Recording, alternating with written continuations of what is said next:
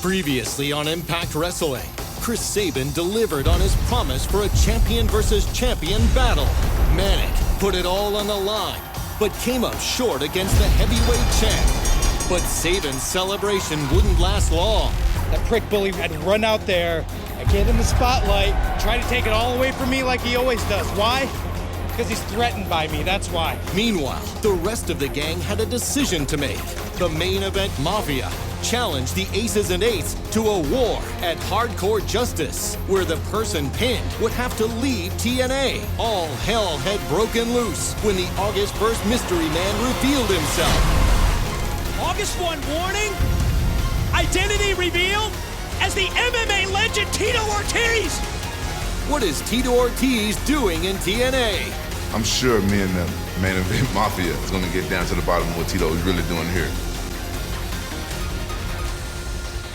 What's up guys, paynexkillers here, and today we're talking about TNA Impact from August 8th, 2013. I've endured everything this company has to offer. Everything. The ups and downs, the highs and lows, Dixie Carter and her husband. I've endured everybody here. I know I'm an acquired taste. And not everybody in this company, from the top to the bottom, not everybody appreciates my taste. It ain't about the fire. It's about being a competitor. And that I will always be. And that will always get me paid. And that will support my family and me for a long, long time. And that's what it's about. This is the medicine that everybody here needs. I'm gonna force my medicine down each and every person's throat here in Impact Wrestling until they cannot deny the truth, until they cannot deny the fact that this man you're looking at right here is the greatest professional wrestler, not in the universe, in the galaxy. And whether you like me or you don't like me, you're stuck with me because there ain't nobody better. My belt looks horrible around you. And by looking at you, I can tell. To start the show off, Taz gives Mike Tenay the night off. Damn. The Aces and Eights are out to start off the show, and Bully screams abuse him towards Jeremy Borash, and Taz does this, abusing poor Jeremy Borash with Mr. Anderson at ringside as well. Next week, he's coming for the gold, sucker. Sabin interrupts, of course, and Taz bitches and moans. He says that the belt looks terrible on him, but Sabin goes on to say that Bully Ray is full of so much crap that's bursting out of his eyes, and that no one believed in Chris Sabin but Chris Sabin.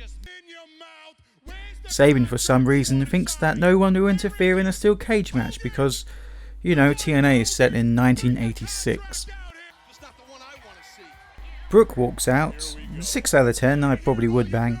She says that if Bully Ray loses, he will never get a rematch again. Brooke calls Bully Ray Mark, his real name. Damn you, Russo. She says that he's all talk, in bed and in the ring. He's been reviewing this contract. They both sign the contract and leave peacefully. Anderson and Taz stay at ringside and continue to bully Jeremy Borash. Hilarious. Show some respect, woman. There's your contract. It's official. Sign it. Samoa Joe vs Jeff Hardy is up next, and this is our secondary match from 2 weeks straight.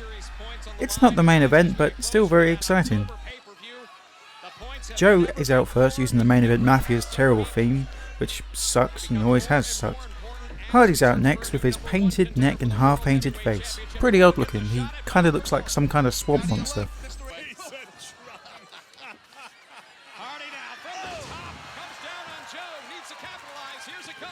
So Samoa Joe's in the corner and he goes for a muscle buster on Jeff Hardy. Jeff Hardy counters out of it, goes for a twist of fate, but then gets caught in a clean and clutch. Samoa Joe, for some strange reason, once again becomes distracted by Mr. Anderson at ringside and Hardy rolls him up. Really great match with a pretty decent finish. A lot better than the last time they fought each other, which went to a count-out draw or something stupid like that. Mr. Anderson's distraction means that Jeff Hardy enters the top 4 in the Bound for Glory series. I just stood up. I looked at him. I don't know what his problem was. He gets so much attention. He's such a superstar, bro. Good job. Good job. Look at this pretty face. Yeah. I mean, oh, he's I know it's something to look at. Hey, look at your monitor. Samoa Joe is staring a hole through you right now. Look at the tenacity. Look at that. A quick recovery and presence of mind to get the attempted pinfall. Up next is the match between Mr. Anderson and Magnus, the current Bound for Glory series leader. Mr. Anderson gets a full entrance despite sitting at ringside. The match goes back and forth for a while until Magnus takes control after hulking up. He catches Anderson and scores him with a Death Valley driver. Magnus completely misses an elbow drop. And suddenly, Bobby Roode interferes in the match and nails Mr. Anderson with a steel chair and gets Magnus rather blatantly disqualified and costs him minus 10 points in the series. Wow. Roode really could be onto something here. All he has to do is interfere in another 20 or so matches and he'll be like 100 points ahead of everybody else because everyone will have about minus 60. Awesome. That's Magnus on the shoulder and the referee disqualifies Magnus. Well, that kind of makes sense. What do you mean that makes sense? Well, I mean, Ladies and gentlemen, Magnus has been disqualified. Your winner, Mr. Anderson. Up next is Christopher Daniels taking on his tag team partner Kaz for points in the Bound for Glory series. Kaz is out in an incredible looking lime green attire and Daniels is out in a trench coat to match. Kaz and Daniels chain wrestle for a while like they're Jerry Lynn and Rob Van Dam, but it breaks down when Kaz punches Christopher Daniels straight between the eyes. Then they both leave? Seriously? I couldn't believe this when I saw it. 8, 9, 10, damn, they both get counted out and an awesome match just ends. I guess this is great because it means that the tag team partners will stay together for longer, but yeah, I really didn't see this coming, I guess. Even stranger, after the match, Robert Roode makes his way out onto the stage, carrying a steel chair. Sorry Roode, old body, but you're a bit late. This is awkward. He grabs a mic and they all stand in the ring together. He discusses some random bullshit, factions, etc. And he states that they are 25% of the Bound for Glory series and they are the new force united. He says one of them are going to be the next World Heavyweight Champion, so Free Tune are finally reunited. Great. One member of the Aces and Eights in the Bound for Glory series.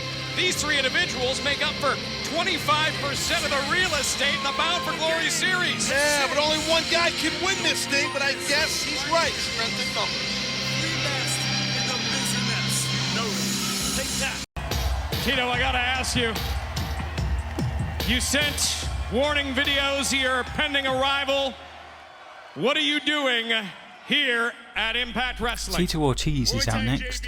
No taunting, just stone-faced, and makes his way down to the ring.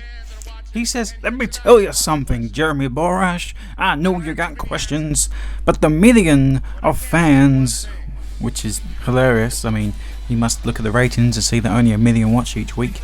We'll have to basically wait to see what Tito Ortiz's goal is in TNA Wrestling. But he's immediately interrupted by Kurt Angle. He comes out, they have a stare down, and word for word Kurt Angle says the exact same thing that he said to Rampage.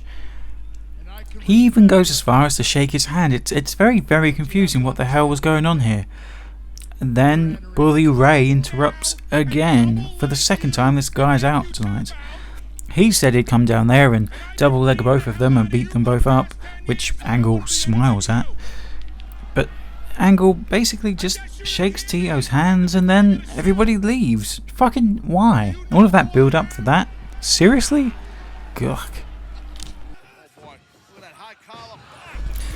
Up next we have the Bro-Mans teaming with Mickie James taking on Gunnerstorm and ODB.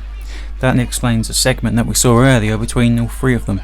ODB's out before the tag team champions, weirdly, but here they are, Gunnerstorm, or Storm Gunner as they were written.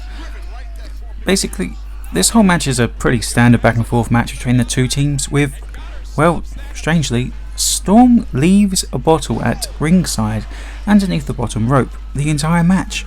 This made sense when he was a heel, but he's been babyface for 2 years now. This really makes no sense. Doesn't he remember the night that he lost the World Heavyweight Championship?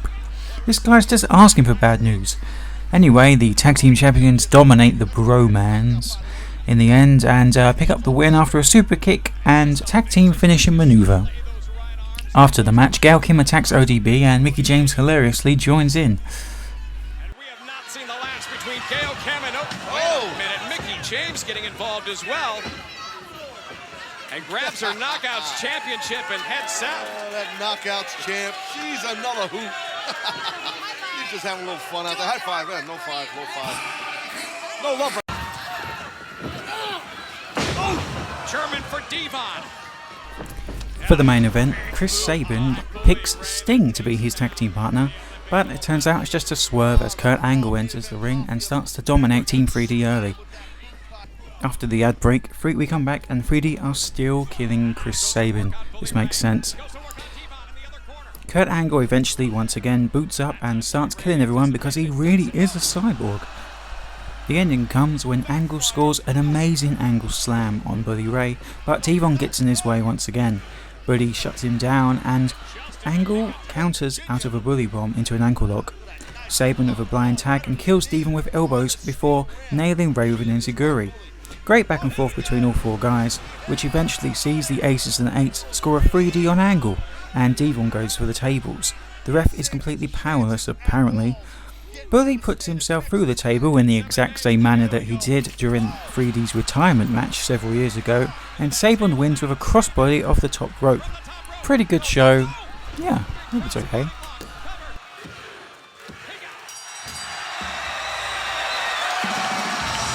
Your winners, Chris Sabin and Kurt Angle. Oh, man, that better not happen next week.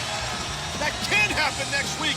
But if that happens, that man Sabin will retain his world title in that steel cage in Norfolk, and Bully Ray will not get another opportunity at the title. What will happen in 7 days at Hardcore Justice, the steel cage match?